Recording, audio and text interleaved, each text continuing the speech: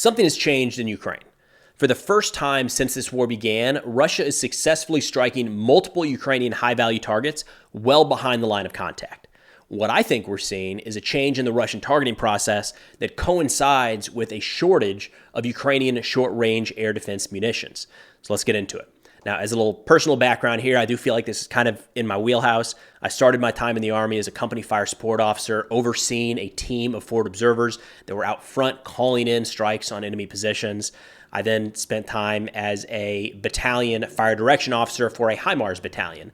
So kind of overseeing and directing the firing missions and firing solutions across 16 different launchers, and then also as a HIMARS battery commander. So adjusting those launchers and moving them around the battlefield as needed to fit the appropriate mission set.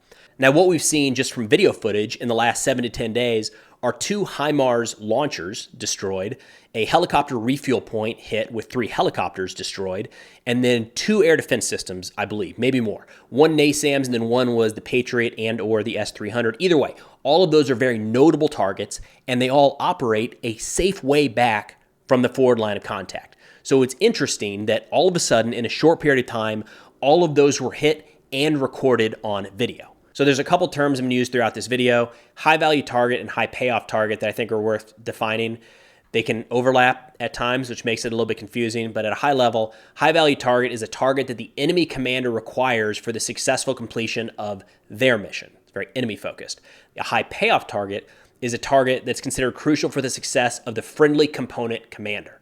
So a way to think about this in the current context from a Russian perspective, because that's kind of what we're looking at in this video, the HIMARS would be a high value target because its use, the use of the HIMARS, is critical for Ukrainian success in the battlefield, whereas the Patriot, S-300, or any sort of air defense system would be considered a high payoff target for Russia because its elimination would facilitate Russian air power to enter Ukrainian airspace. And a quick note on what I don't think this is, which is a leak from inside of Ukraine providing real-time targeting data to Russia. The reason I say that is if you look at the types of platforms that have been hit in the last 7 to 10 days, you have a long-range artillery system, the HIMARS, you have an air defense asset, either the S-300 or the Patriot, and you have helicopters. Those are 3 distinct parts of the military. To get to the point in the Ukrainian military where one person is interested in all 3 of those, you're talking about general officers. General officers do not maintain real-time location data for an individual HIMARS launcher on the battlefield. They might know the number of launchers in a certain province or an oblast, but they're not going to have that detailed real-time data. You got to go quite a bit down the chain to get that level of detail. So it's possible that Russia had multiple assets inside of the Ukrainian military that in the course of 1 week all flipped and gave up the location. But even then, Russia still has shown in these videos that they have drones overhead identifying the targets and then striking them in a timely manner, which again, to me, points to the more likely culprit, which is a change in the Russian targeting process. So I think Russia has refined their targeting process by essentially putting the sensor in direct communication with the shooter and are likely aided by a reduction in Ukrainian SHORAD capabilities.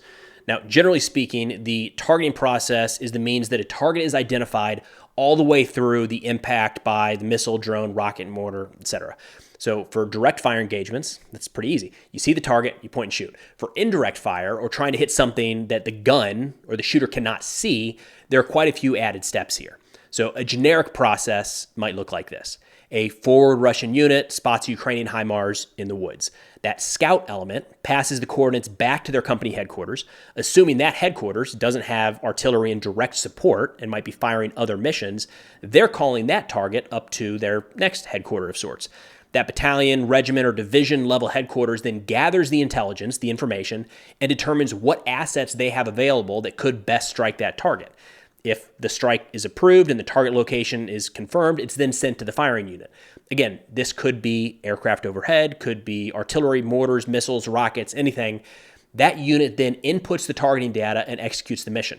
So on paper, that doesn't sound like too much, but in reality, in practice, in a war zone, there's a lot of bumps on that road and a lot of places where errors can be made. And remember, this entire time that mission is being processed and transmitted up the chain, that HIMARS can just move and relocate.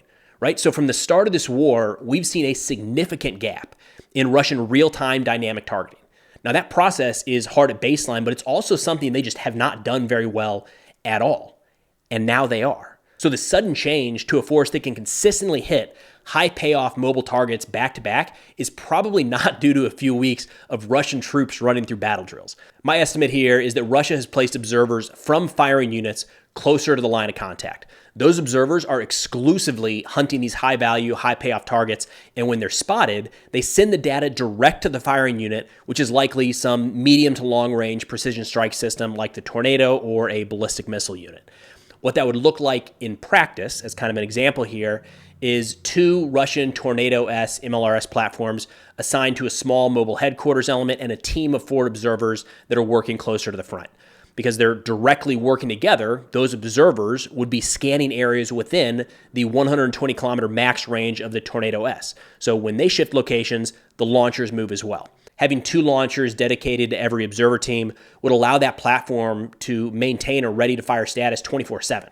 They can have one crew on rest cycle while the other sits in the launchers ready to execute whatever mission comes in. Additionally, they wouldn't be used for any other fire missions. No matter what else comes down the chain, this crew, these launchers, are only being used for these high-value, high-payoff targets identified by their own observers. Then you would have a small headquarters element also assigned to this group, likely sitting with the launchers that are there to verify the targeting data when it comes in, provide the necessary approvals for the strike, which can simultaneously be passed to these launchers for execution. So you factor in a few minutes of processing and flight time, you've got a pretty streamlined process to identify and strike these high-value, high-payoff targets about as fast as possible. So essentially, Russia is cutting out all of the middlemen, which raises the question, why now?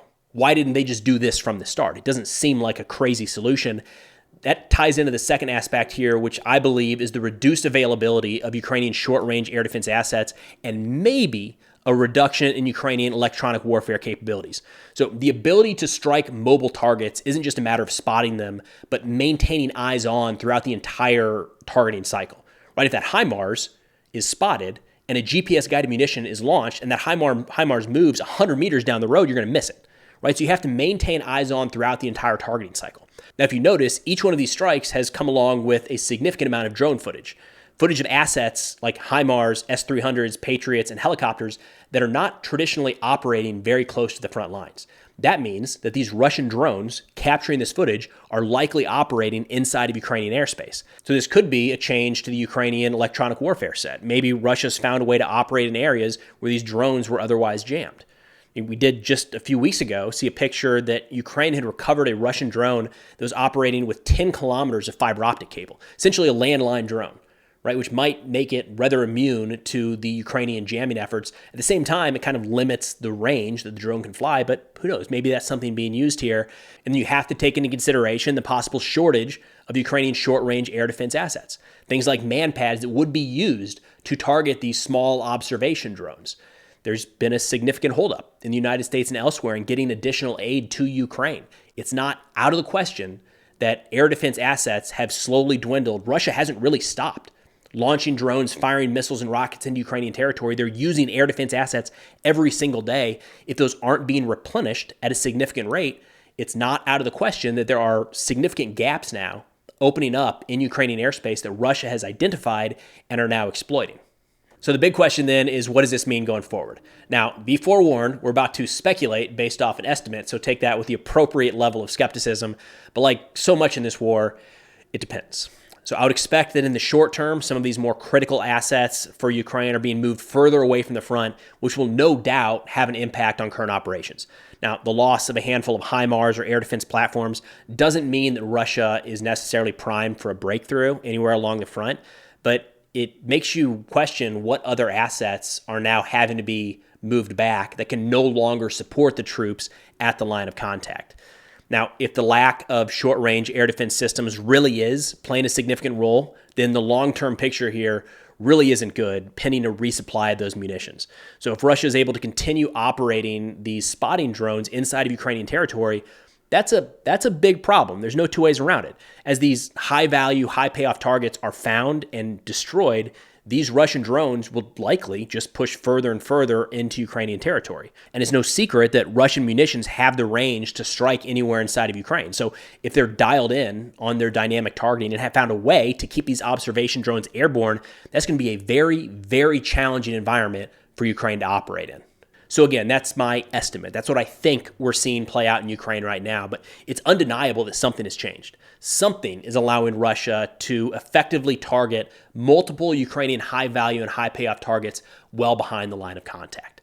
But that's all I got for now. Of course, if you're interested in this or other national security subjects, be sure to check out our Substack, linked in the description below. We're putting out 3 to 4 articles a week on a variety of subjects that I think are interesting and not necessarily getting a lot of coverage elsewhere. Today, we had one talking about Haiti and the challenges going on down there. Earlier this week, it was about the water wars, major disputes arising between China and India, and all sorts of other things. Again, all free. Hope you find them valuable. Linked in the description below. But thanks for watching, and I'll see y'all next time.